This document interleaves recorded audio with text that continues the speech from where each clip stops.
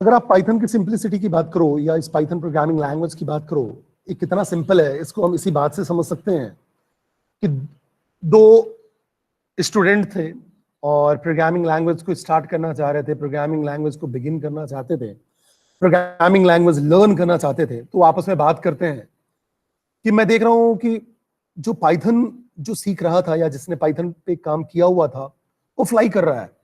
तो उसने पूछा कि मुझे प्रोग्रामिंग से बहुत डर लगता है और मैं अगर प्रोग्राम करना चाहता हूं, सिंपल कोई प्रिंट स्टेटमेंट प्रिंट करना चाहता हूं या कोई स्टेटमेंट प्रिंट करना चाहता हूं, तो कैसे प्रिंट करूंगा।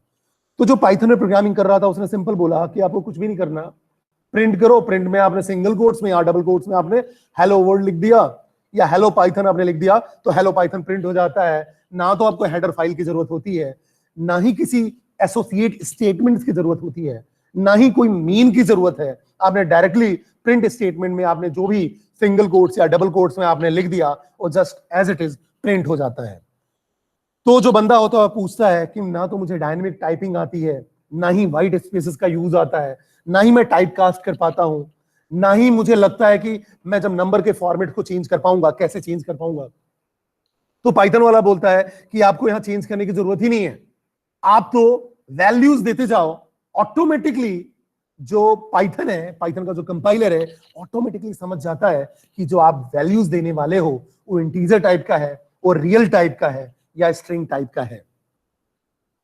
तो उसने बोला चलो ठीक है, मैं इतना तो समझ गया कि आप सही कह रहे हो, चलो इसमें प्रोग्रामिंग जो है सिंपल है, बिकॉज मैंने सी प्लस प्लस स्टार्ट किया हुआ था पढ़ना।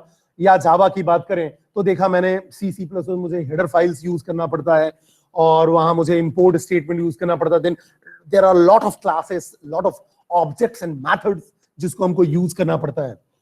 आप ये बताओ, यहां मुझे ये समझ में आ गया कि प्रिंट करना आसान है, dynamic typing, white spacing, type casting, type conversion, ये सब बड़ा ही इजी है, ऑटोमेटिकली हो जाता है। आप फ्लाई कैसे कर रहे हो? तो पाइथन वाले ने बोला मैंने सिंपल इंपोर्ट और एंटी ग्रेविटी लिख दिया तो मैं क्या हो रहा हूं, उड़ने लगा।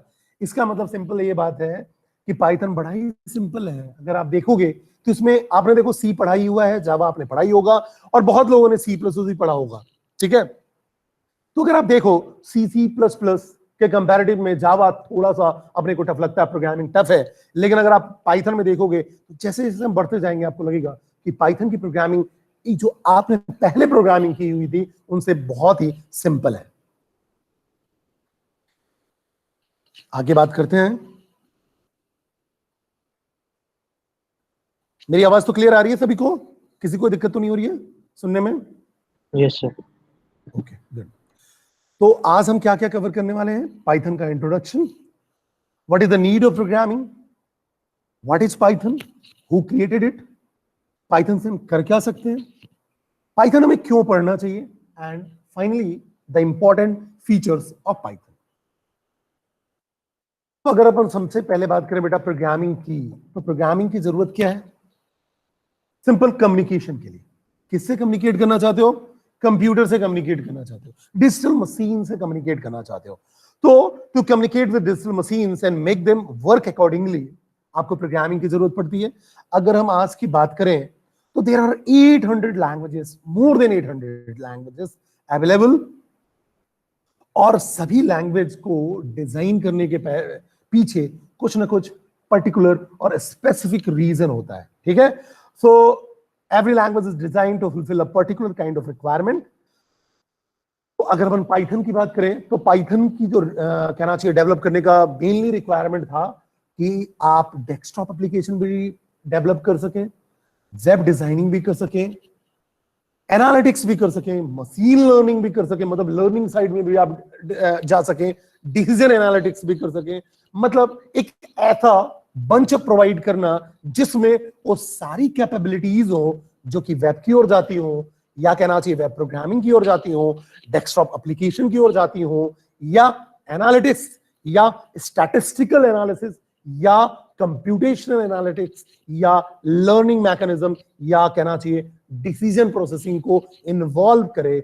इसके लिए पाइथन प्रोग्रामिंग लैंग्वेज को डेवलप किया था।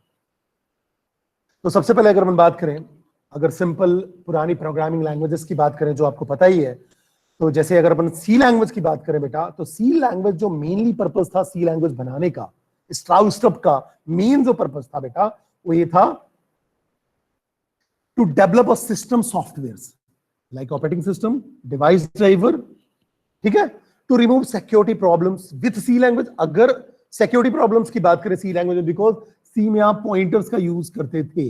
अगर आप पॉइंटर्स का यूज करते थे तो आप एक पर्टिकुलर लोकेशन पे बैठे बैठे आप दूसरे लोकेशन के एड्रेस को एक्सेस करके वहां की वैल्यूज या वहां के ऑपरेशन को कंट्रोल कर सकते थे। ठीक है, आपने सी में देखा होगा कि आपने किसी पर्टिकुलर एड्रेस पे जाके उसकी वैल्यू को आपने अपडेट कर दिया, उसकी वैल्यू को चेंज कर दिया।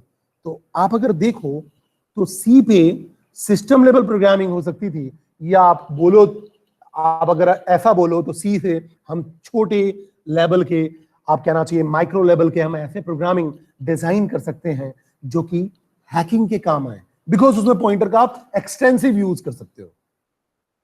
फिर क्या हुआ, अगर अपन बात करें तो जो सी लैंग्वेज डेनिस रिची ने बनाई थी, अगर अपन बात करें तो उसके बाद जो सी प्लस प्लस स्ट्राउस ने डिजाइन किया, डेवलप किया, वो इस बात को ध्यान रख के किया कि जो सी लैंग्वेज है वो प्रोसीजरल ओरिएंटेड प्रोग्रामिंग है। प्रोसीजरल ओरिएंटेड प्रोग्रामिंग का मतलब जिसमें सारा कंट्रोल फंक्शन पे होता है या मेथड पे होता है, that is called procedure oriented programming language. जिसमें सारा कंट्रोल किस पे होता है, प्रोसीजर, फंक्शन या मेथड पे होता है, उसको हम बोलते हैं प्रोसीजर ओरिएंटेड प्रोग्रामिंग लैंग्वेज। तो सी लैंग्वेज जो है वो कैसा है, आपका प्रोसीजर ओरिएंटेड प्रोग्रामिंग लैंग्वेज है। ठीक है, आते ही हाई लेवल लैंग्वेज की कैटेगरी में है। ठीक है, अब सिक्योरिटी रेस्ट्रिक्शंस, प्रोसीजरल रेस्ट्रिक्शंस को रिमूव करने के लिए स्ट्राउस ने सी प्लस प्लस डिजाइन किया, और C plus plus means C plus one. ये जो वन है वो क्या सिग्निफाई करता है, अगर अपन सी प्लस वन की बात करें, तो अगर वन की बात करें तो वन का मतलब हुआ बेटा कि आपने बोला सी और आपने बोला प्लस वन, मतलब इसमें सी की तो सारे प्रॉपर्टीज हैं, प्लस एक प्रॉपर्टीज ऐड किया। अब जो एक प्रॉपर्टी आपका ऐड ऑन हुआ वो क्या था, object oriented programming concept, OOP, that is object oriented programming concept. तो जो अगला हुआ वो आपका object oriented programming concept add हो गया, इसलिए इसका नाम पड़ा सी प्लस प्लस। ठीक है, उसके बाद फिर American national standard institute ANSI के साथ ANSI C और ANSI C plus plus, because ANSI ने प्रोग्रामिंग के कुछ प्रोटोकॉल्स डेवलप करके रखे हुए हैं, प्रोटोकॉल्स बना के रखे हुए हैं। अगर उसको कोई प्रोग्रामिंग लैंग्वेज फॉलो करता है देन उसके नाम के साथ ANSI जुड़ जाता है, दैट इज ANSI, या कहना चाहिए American national standard institute protocols. Okay, तो जो सी प्लस बनाया गया जनरली सिक्योरिटी प्रॉब्लम्स को रिजॉल्व करने के लिए और ऑब्जेक्ट ओरिएंटेड प्रोग्रामिंग फीचर्स को कहना चाहिए कंबाइन करने के लिए बनाया गया। लेकिन अगर देखा जाए तो इसमें सी की सारी प्रॉपर्टीज थी, तो पॉइंटर भी था, इसका मतलब सी प्लस प्लस जो था वो partial object oriented programming language है। अगर सी प्लस प्लस की बात करें, सी प्लस प्लस अगर आपने पढ़ा होगा, किसने किसने सी प्लस प्लस पढ़ा बेटा, बोलो बच्चे।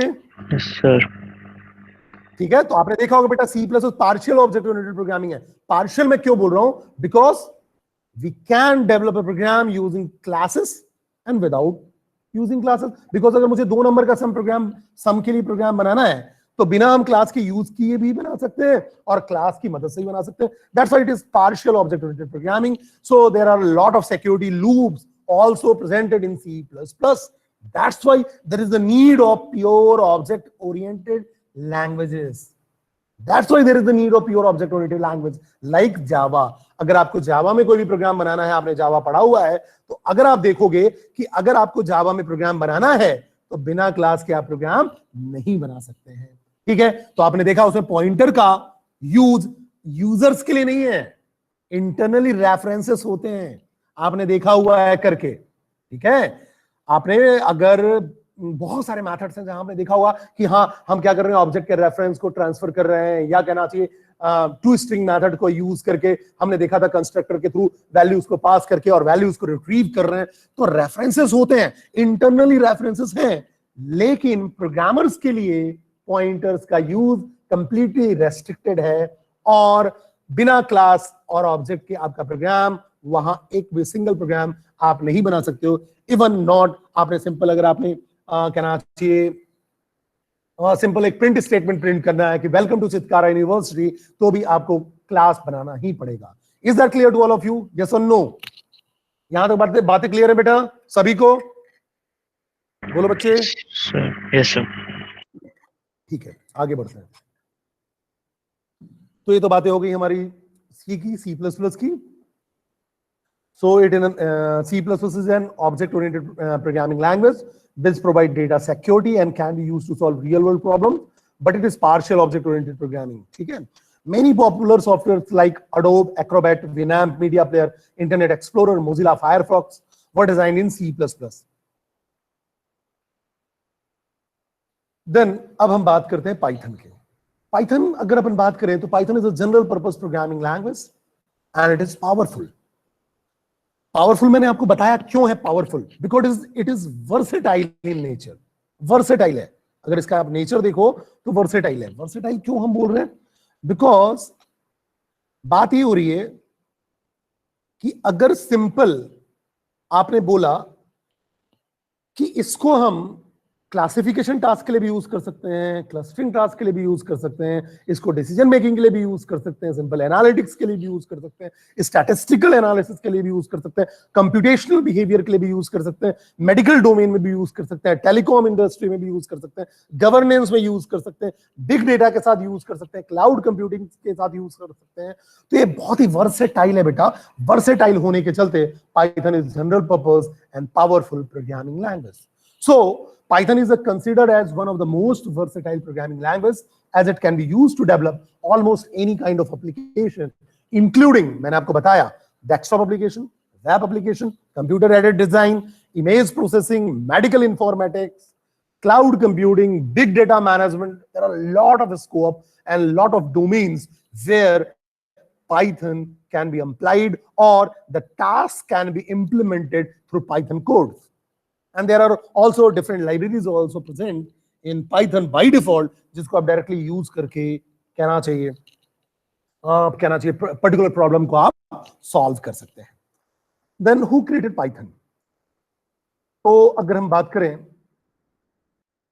तो Guido van Rossum, Dutch scientist थे, who created at Center for Mathematics and Research. It is inspired by another programming language called ABC. Actually ये जो रोजम थे एबीसी सिस्टम में पहले काम करते थे, ठीक है?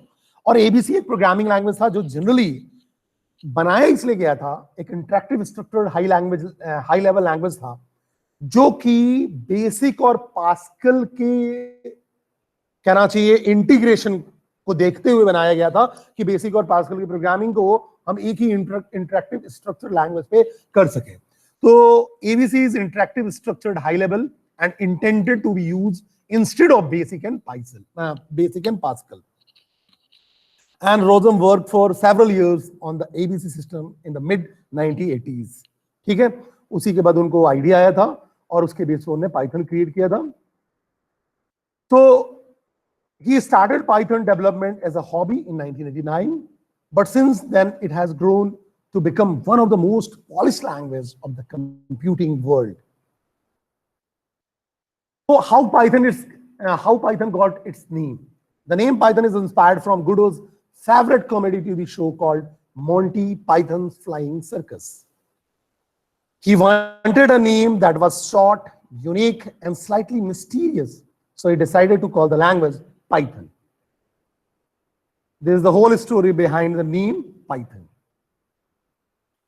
From version 2.1 onwards, Python is managed by Python Software Foundation, that is PSF, Python Software Foundation. It is a non-profit organization devoted to the growth and enhancement of Python language, situated at USA, and you can discover or explore more about this non-profit organization on the website www.python.org, or you can find it at Python Software Foundation USA. Then what Python can do? There are a lot of applications. मैंने आपको अभी बताया। कुछ की अगर हम बात करें तो देखोगे तो आप graphical user interface application design कर सकते हो पाइथन में, वेब एप्लीकेशन डिजाइन कर सकते हो। तो वेब के लिए भी आपको अलग से कहीं जाना नहीं है बेटा, ठीक है ना। वेब एप्लीकेशन भी पाइथन में हो जाएगा। डेटा एनालिसिस कर सकते हो, मशीन लर्निंग के टास्क सॉल्व कर सकते हो। जैसे अतिशय ने पूछा था कि मशीन लर्निंग को हम कैसे यूज कर सकते हैं डेटा साइंस में, तो मशीन लर्निंग आपका डेटा साइंस में यूज हो जाएगा, ठीक है। रास्पबेरी पाई, इसको भी आप कंप्यूटर से कनेक्ट करके इसके लिए भी आप प्रोग्रामिंग कर सकते हो, गेम डेवलपमेंट भी आप कर सकते हो। तो अगर आप बात करो तो साइंटिफिक कंप्यूटिंग के लिए नमपाई आपके पास है, डेटा विजुअलाइजेशन के लिए प्लॉटलिब है, नेचुरल लैंग्वेज प्रोसेसिंग के लिए एनएलटीकिट है, देन मॉलिक्यूलर बायोलॉजी के लिए बायोपाइथन है, गेम डेवलपमेंट के लिए पाईगेम है, वेब डेवलपमेंट वेब फ्रेमवर्क के लिए जैंगो है, ठीक है। जीयूआई के लिए आपका टीनिटर या आपका काइंटरा बोल सकते हो उसको। ये सारे के सारे हम यूज कर सकते हैं। सिंपल अगर अपन बात करें ग्राफिकल यूजर इंटरफेस या वेब फ्रेमवर्क, या अगर अपन बात करें साइंटिफिक कंप्यूटिंग के लिए, या अगर अपन बात करें डेटा विजुअलाइजेशन के लिए। तो ये बातें जो हैं बेटा आपने देखा कि आपके जो कहना चाहिए पाइथन के थ्रू जो स्कोप है या अप्लीकेबिलिटी है वो बहुत ही ज्यादा वाइड है, ठीक है। और इसको हम आगे आगे जैसे जैसे हम प्रोग्रामिंग करते जाएंगे इसको हम डिस्कस करते जाएंगे। देन अगर GUI इन पाइथन की बात करें तो Python is use for GUI apps all the time. अब इसके पास हमारे पास लाइब्रेरीज की बात करो तो there are lot of libraries. अगर हम बात करें कहना चाहिए ग्राफिकल यूजर इंटरफेस के लिए, तो जो मैं आपको बेटा एग्जांपल्स बताऊंगा, जो एग्जांपल बताऊंगा केवल वही एग्जांपल नहीं होते हैं आपके पास, उसके अलावा भी ढेर सारे हमारे पास लाइब्रेरीज हैं, ढेर सारे हमारे पास लाइब्रेरीज हैं, ठीक है। अब इन लाइब्रेरीज के यूज के थ्रू आप देख सकते हो कि आप ग्राफिकल यूजर इंटरफेस भी यूज कर पाओगे, उसके थ्रू आप ये भी देख पाओगे कि कैसे आप इन इंटरफेसेस के साथ या कहना चाहिए इन लाइब्रेरीज के साथ आपके पास एम्बेडेड डायरेक्टली मेथड्स और क्लासेस होंगे जिसको आप डायरेक्टली यूज करके प्रोग्रामिंग बड़े सिंपल वे में कर पाओगे। एक मिनट बेटा,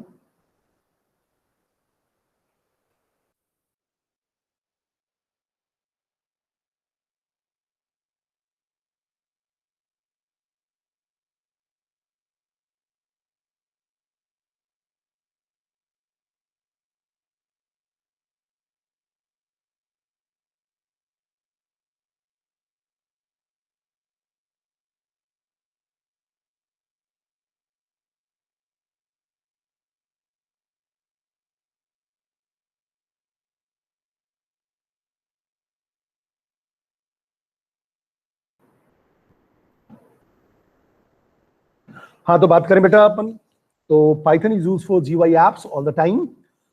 इसके पास अगर लाइब्रेरीज की बात करें तो फेमस लाइब्रेरीज में पाईक्यूटी, किंटर या टी किंटर, जिसके थ्रू हम कहना चाहिए आपके GUI डिजाइनिंग भी कर सकते हैं और डेस्कटॉप एप्स भी डिजाइन कर सकते हैं। अब जो पाईक्यूटी है, it is a GUI widgets toolkit. It is a Python interface for Qt, one of the most powerful and popular cross-platform GUI library. इसको मैं आपको थोड़ा थोड़ा भी बताते जा रहा हूं, जैसे आपको पता होना चाहिए बेटा कि कौन कौन से लाइब्रेरीज का यूज पाइथन में कहां है। इसके बाद लाइब्रेरीज को डिस्कस हम लास्ट में करेंगे, टाइम हमारे पास बचेगा तो लास्ट मतलब कोर्स के लास्ट में।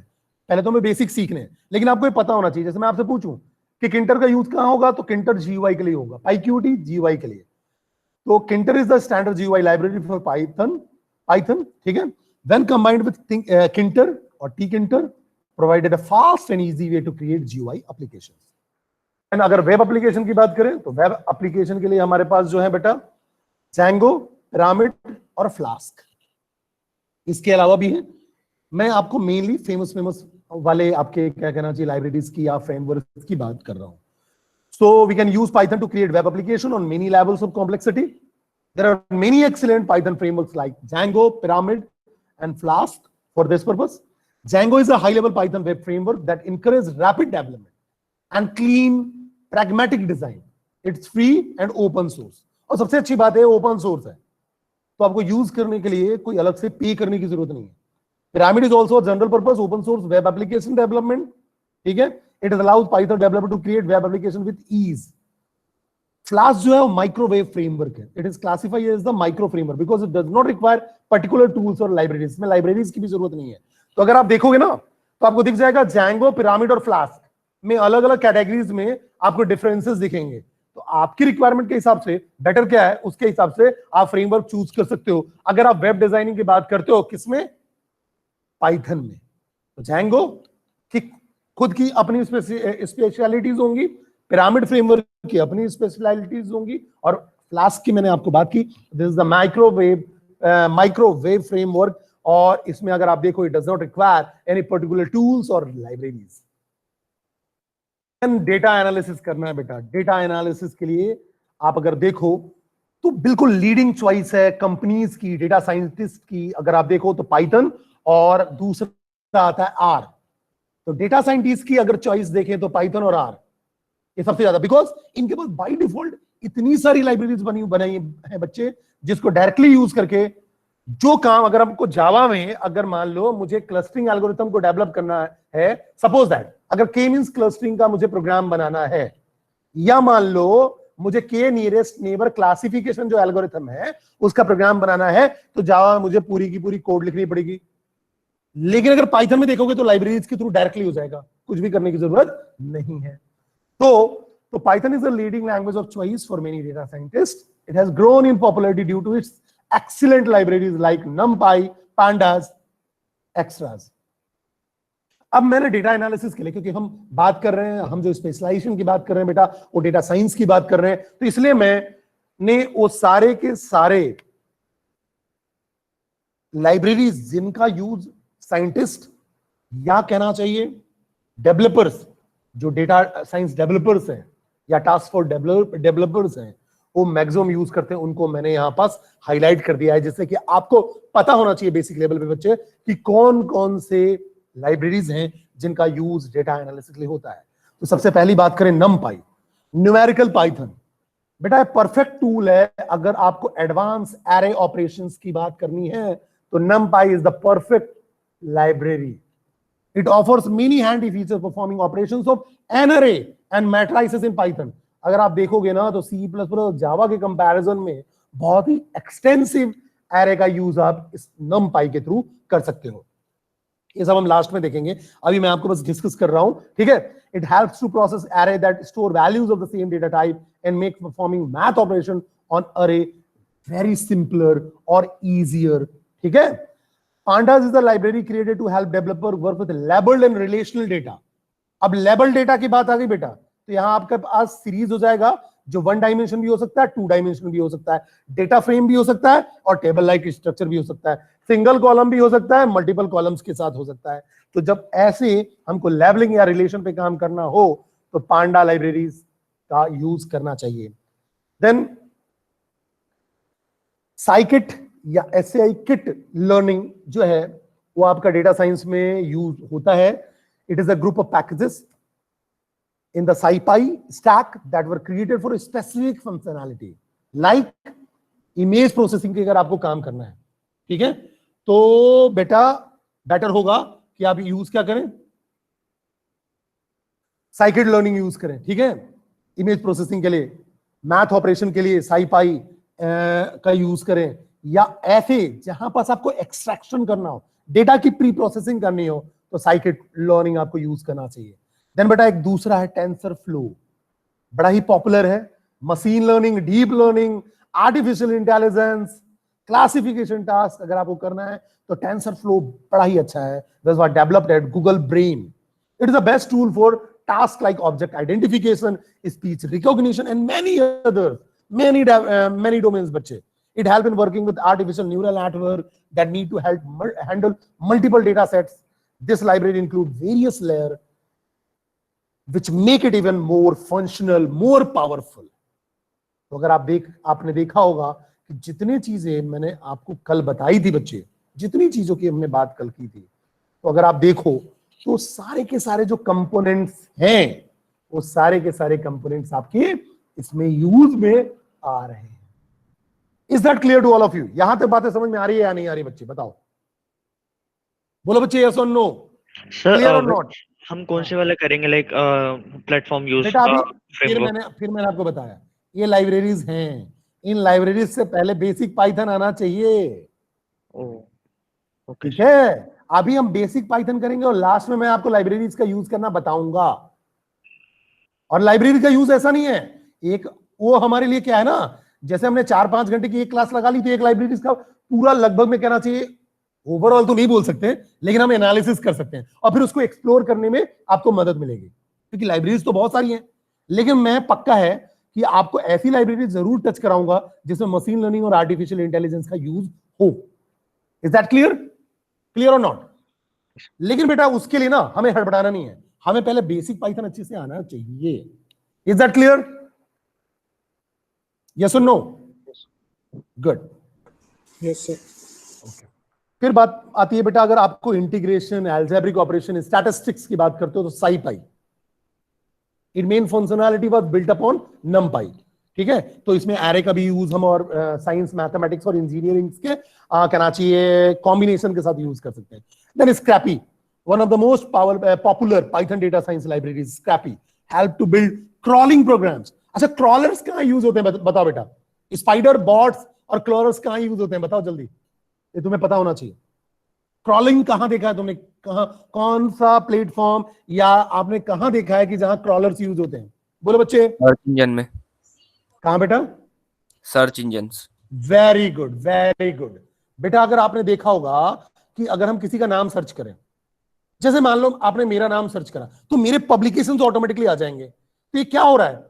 ये जो है गूगल के डेटाबेस में है और गूगल के क्रॉलर्स ने क्या करके रखा हुआ है? रेफरेंसिंग करके रखा हुआ है। सेम स्पाइडर और बॉट्स इसी काम में आते हैं। तो अगर आपको क्रॉलिंग प्रोग्राम्स की ओर जाना है बेटा, क्रॉलर्स जैसे गूगल काम करता है या सर्च इंजन कोई भी दूसरा काम करता है, तो उसकी तरफ अगर आपको जाना है तो बेटा scrapie, which can be a very powerful कहना चाहिए support by Python, which can retrieve structured data from the web, for example URLs or contact information or metadata, that is data about data.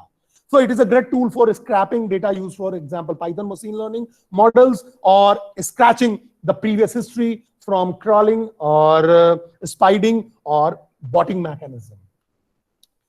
तो जिसका interest crawlers की ओर हो बेटा, तो आप scrapie जैसे कहना चाहिए लाइब्रेरीज का यूज कर सकते हो। ठीक है, तो आपको मैंने लगभग में ओवरऑल एनालिसिस बता दी इंटरेस्ट एरिया के अकॉर्डिंग। ये बेटा जो मैंने जितनी भी आपको बताई ना, तो अगर आप देखो तो इनके हेल्प से आप किसी भी टाइप का एनालिसिस आप मोस्टली कर पाओगे। मतलब अब ऐसा कोई भी एरिया नहीं बचेगा जो आप सोचोगे और नहीं हो पाएगा पाइथन के through. Is that clear? Yes or no? Yes. Clear or not बच्चे? Good. आगे बात करते हैं।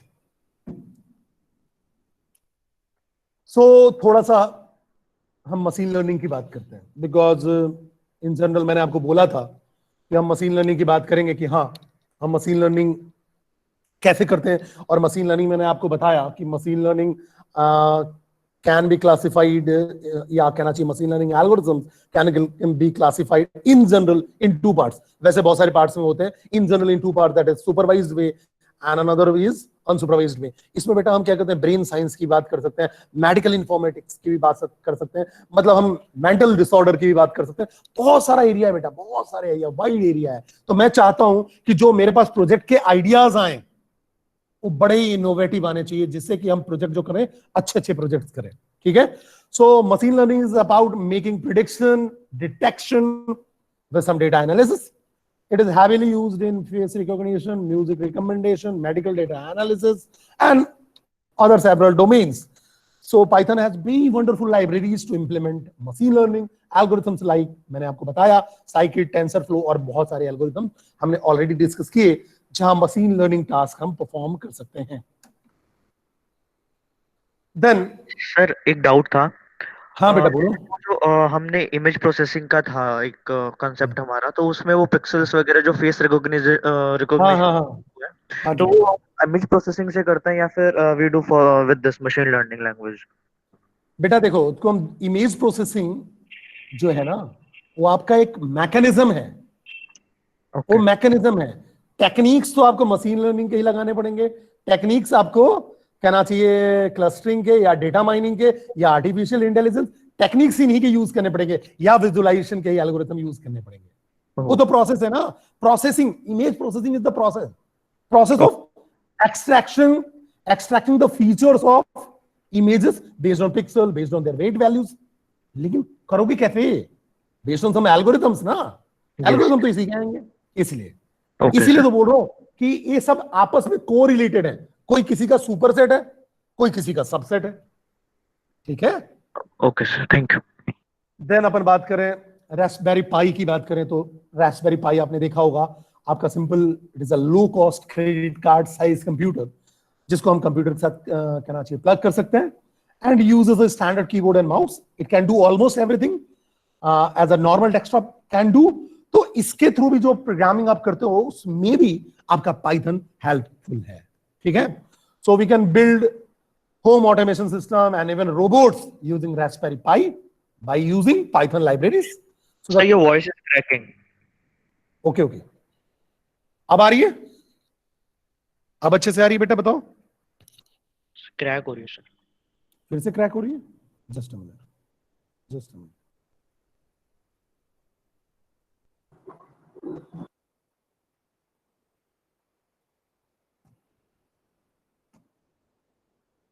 Now it is clear. Yes sir, अब सही ओके। है। सो बेटा अगर हम बात करें तो we can build home automation system and even robots using Raspberry Pi using Python libraries, and the coding on a Raspberry Pi can be performed using Python. ये आपको मैंने बताया ही। देन गेम डेवलपमेंट की बात करें, ये हमने ऑलरेडी डिस्कस किया हुआ है। We can write whole games in Python using Pygame. और पॉपुलर गेम्स की बात करें तो Bridge Commander, civilization, Battlefield, Eve Online, Freedom Force, ये सारे के सारे पाइथन में ही डिजाइंड हैं। Then why should I learn Python? Because it is the most powerful programming, fastest growing language, open lots of doors, and big corporate prefer Python. Means Python is the future. That's why we are learning Python. Very simple. Okay. And there are a lot of scope and the possibility to switch different domains is possible through Python. This is the main reason we learn Python. ठीक है। अगर हम